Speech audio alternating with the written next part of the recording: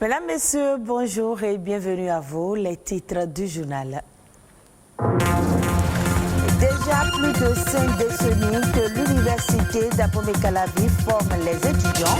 Quel est l'impact des recherches scientifiques universitaires sur le développement du Bénin?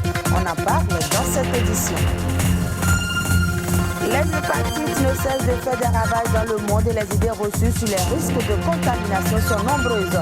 Les contacts physiques, poignées de main et bis constituent-ils des risques de contamination? La réponse à suivre.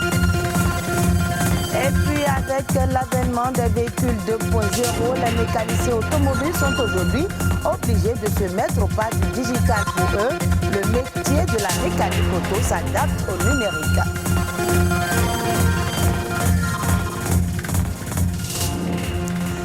Merci de votre fidélité. Les écoliers en classe de CM2 dans les écoles primaires publiques et privées ouvrent ce lundi 7 juin le bal des examens de fin d'année scolaire pour le compte de 2021.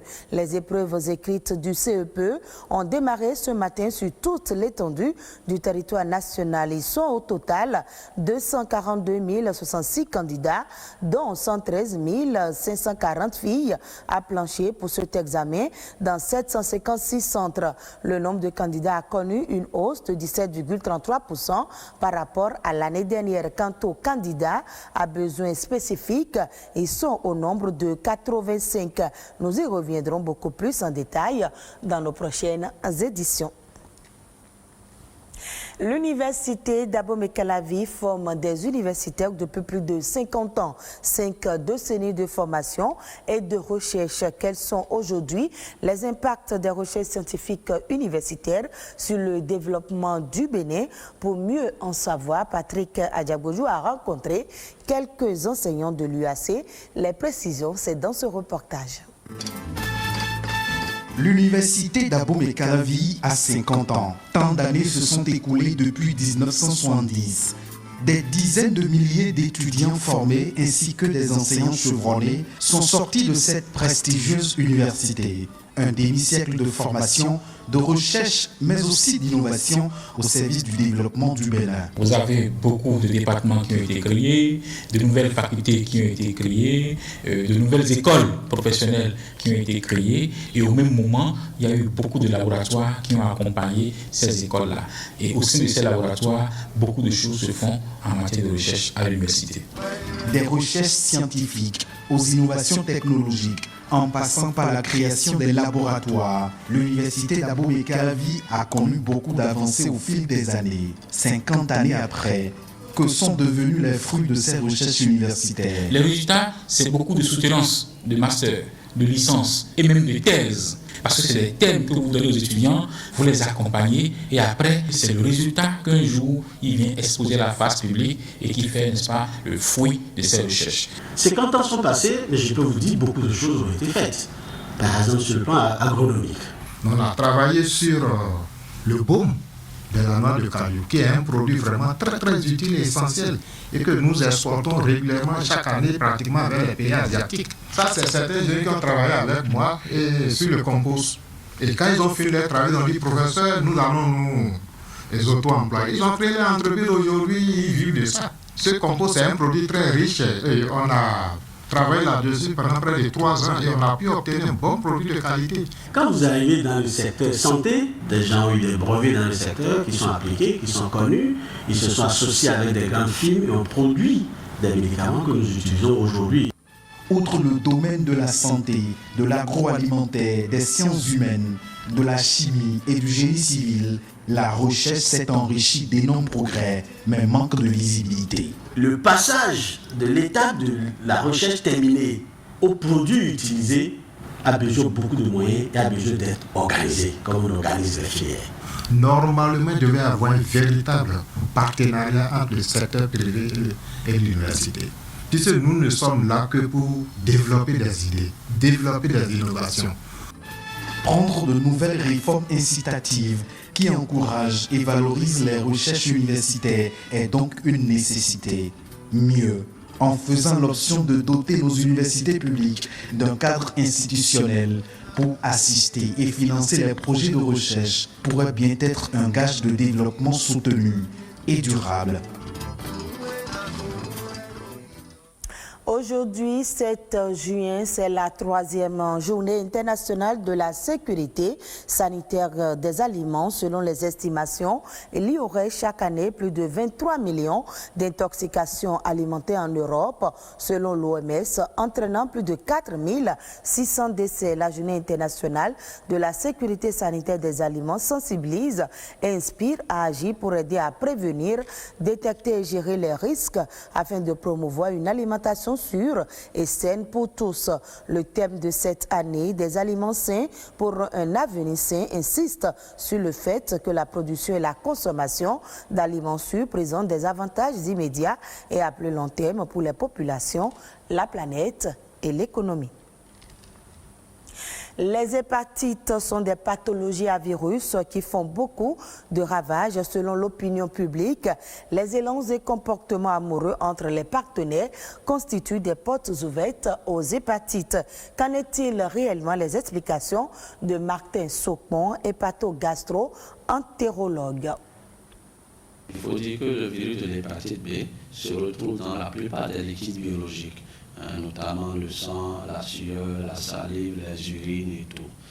Mais la transmission, la contamination par ce virus, par les voies, la salive peut changer, de s'amouracher, ça ne donne pas le virus.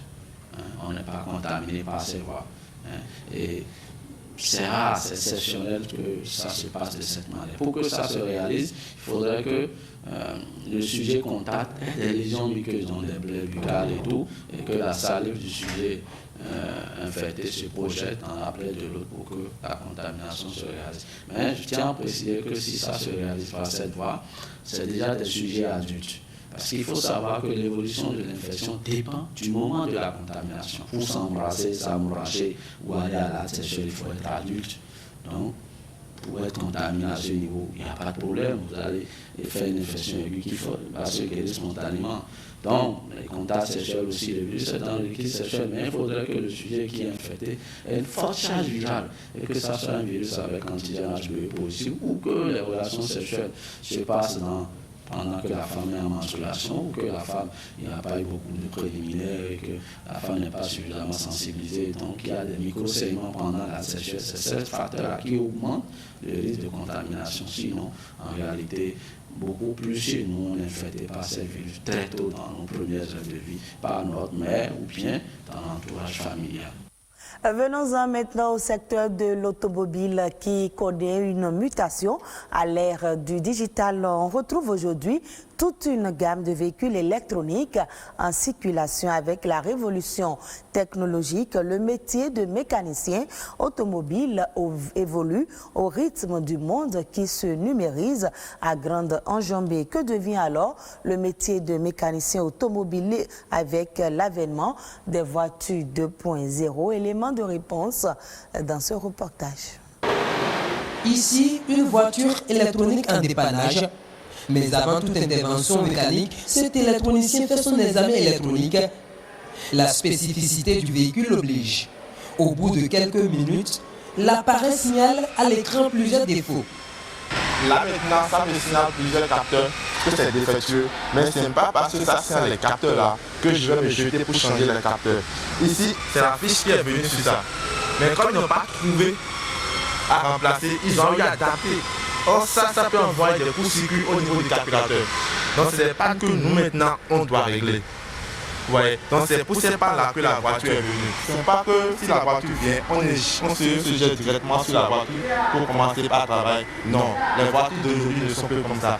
Des voitures nécessitant une technologie de pointe, on en dénombre assez dans ce garage. Le promoteur, un mécanicien de formation, exerce dans ce secteur d'activité depuis 1988 au Bénin. Ces dernières années, il ne cesse d'actualiser ses connaissances et de recruter d'autres compétences afin de s'adapter à l'évolution de la technologie automobile. On ne veut plus que les voitures aillent au Ghana, au Togo, pour qu'on dise, bon, ils n'ont pas réussi ici, c'est au Ghana. La devise quitte le pays. Mais si ça tourne ici, si c'est abondant, Pourquoi ne pas recruter plus? Ça, nous résolvons une partie du chômage. Ce nouvel environnement automobile, beaucoup de mécaniciens dans le pays peinent à s'en sortir. La cause, on évoque le défaut de maîtrise de l'outil informatique et de la langue de conception des scanners. Dans les appareils alphabétiques, les scanners consoles, si tu ne maîtrises pas le français, tu ne peux pas. Même pour l'interpréter, tu ne peux pas. C'est ça le grand problème qui est là, c'est ça. Une difficulté qui constitue une menace pour leur corporation. Plusieurs mécaniciens automobiles peu instruits risquent de se reconvertir à la longue. Mais le président de l'association dit y travailler. Il faut quand même avoir au minimum le BPC avant de faire la mécanique aujourd'hui. Parce qu'il faut savoir lire les différents codes de défaut. Il faut quand même savoir utiliser le scanner. Nous avions créé quand même ce climat de solidarité, d'assistance, ce climat de dépannage entre collègues. Et c'est ça qui fait que les pannes que les uns et les autres rencontrent chaque fois et toutes les fois, nous faisons des échanges d'idées. Et c'est ça qui nous permet de grandir dans la profession. Sinon, tu seras quand même un mécanicien monté et démonté. Le mécanicien automobile est un métier en pleine mutation. Aujourd'hui, les concessionnaires associent l'électronique à la mécanique pour mettre sur le marché des véhicules dits 2.0. En Afrique du Sud, le thé Rwabo a été enregistré récemment comme produit agricole bénéficiant d'une appellation d'origine protégée de l'Union européenne par la Commission européenne. Cette reconnaissance fait de ce produit du terroir le premier du continent africain à profiter d'une telle protection du bloc économique. Le Rwabo est une plante qui pousse exclusivement dans le sud-ouest dans une formation végétale particulière dont les caractéristiques comme le climat ou la qualité des sols déterminent sa particularité. Le produit qui est consommé sous forme de tisane de couleur rouge après fermentation des feuilles connaît un regain de la demande mondiale depuis quelques années en raison de ses vertus médicinales. Au Cameroun, la pollution des déchets plastiques ne touche plus seulement la terre ferme, mais aussi les rives du fleuve Wouri. Une association Matanda Ecotour œuvre depuis 2 ans pour libérer le fleuve de ces déchets qui sont ensuite acheminés vers l'une des rares sites de recyclage du pays. Suivez ce reportage de nos confrères de France 24. Au cœur de la végétation, le Wouri, l'un des fleuves les plus pollués d'Afrique.